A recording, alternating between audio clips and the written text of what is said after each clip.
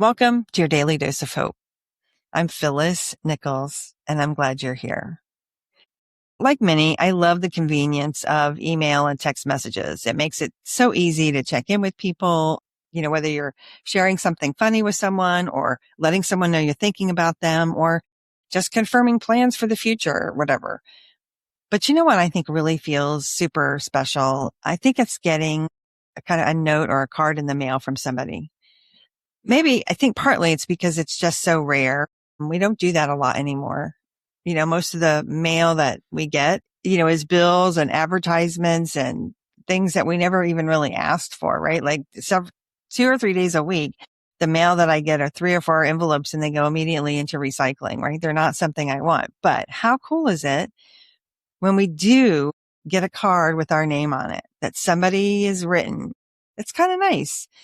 It also is thoughtful, right? Because they took some time. They chose a card or a note and they wrote something inside. They got our address. They found a stamp. They remembered to put it in the mail. None of those things are difficult, obviously, but together they do say, somebody took a little bit of time and wanted to do something for us. I think it's also nice that, a note doesn't have to mark a major occasion. I mean, I think it's really nice if you get something like that for your birthday or some celebration. But we can also send something just to let somebody know we're thinking about them or congratulate them on something they've accomplished. It doesn't have to be long. It doesn't have to be beautifully written. I think a few sincere sentences can just be something that they save. Think about this. Like people save cards, right? They go back and reread things that were really encouraging.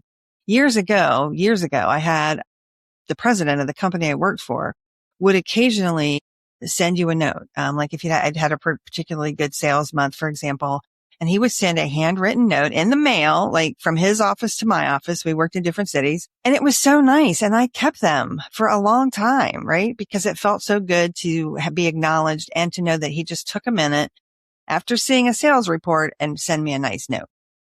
In a world where most communication is instant and quickly forgotten, sending something tangible, it almost feels like a grand gesture, even though it's not that difficult to do. So who in your life could use a little unexpected encouragement from you this week? Grab a card, write a little note, pop it in the mail. You may brighten their day more than you realize.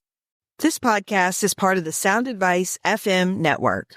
Sound Advice FM, women's voices amplified.